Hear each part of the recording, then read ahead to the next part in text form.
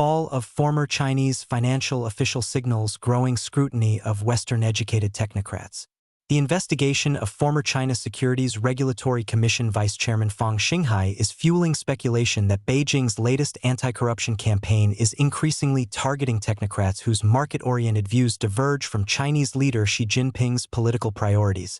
Fang, a U.S.-educated economist, was once regarded as a leading advocate of opening China's financial system to the world. Analysts say corruption allegations are common in China's opaque political system, but Fang's downfall may reflect a broader shift in which political loyalty has become more important than professional expertise.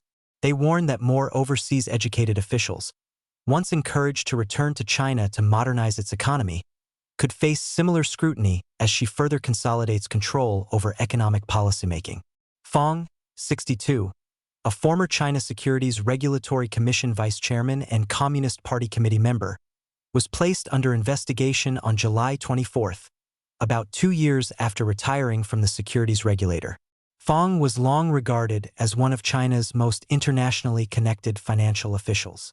After earning a PhD in economics from Stanford University under Joseph Stiglitz, who later won the Nobel Prize in Economics, Fang worked at the World Bank before returning to China in 1998.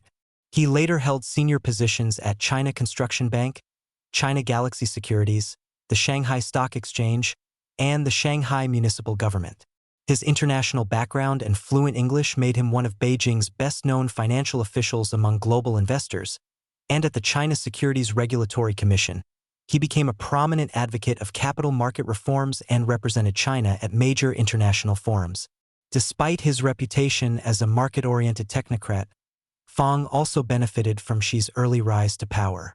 He worked as a senior financial official in Shanghai during Xi's brief tenure as the city's party secretary in 2007, making him one of several Shanghai officials later promoted under Xi's administration. Reformist roots.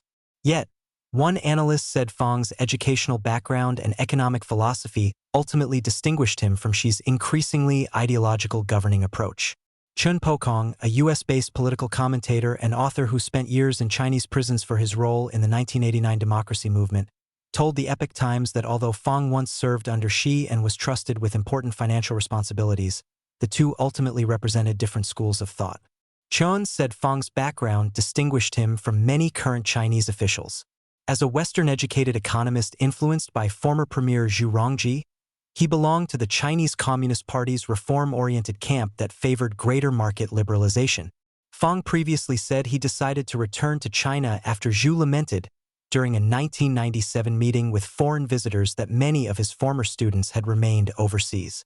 According to Chun, Xi initially relied on Fang because experienced financial officials were in short supply after the 2015 market turmoil. But over time, ideological differences became increasingly significant. Fundamentally, Fang remains a reform-minded official, Chun said. A video of Fang speaking at the 2019 World Economic Forum in Davos has recently circulated widely online.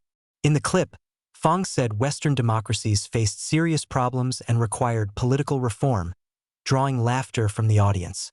Chun said such public remarks should be viewed in the context of Chinese officialdom, where even reform-minded officials are expected to make politically orthodox statements while in office. Political loyalty. Chun said corruption is pervasive within the CCP, and Fang was unlikely to be entirely untouched by questionable practices. However, he believes politics, not financial misconduct, is the primary reason for the investigation. In the end, the charges may well include political labels such as political disloyalty and dishonesty, Chun said. He believes Fang's downfall signals broader political changes. Xi now views overseas educated officials with suspicion, Chun said. They're no longer being promoted. Instead, they're increasingly being removed. He suggested that as Beijing declares the reform era over and embraces what she calls the new era, more Western-educated officials may become targets of future political purges.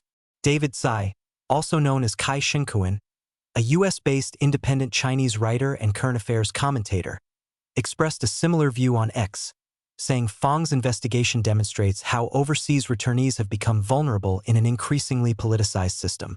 He said Fang's case illustrates how overseas education and international experience, once viewed as valuable assets for Chinese officials, have increasingly become political liabilities under Xi's leadership.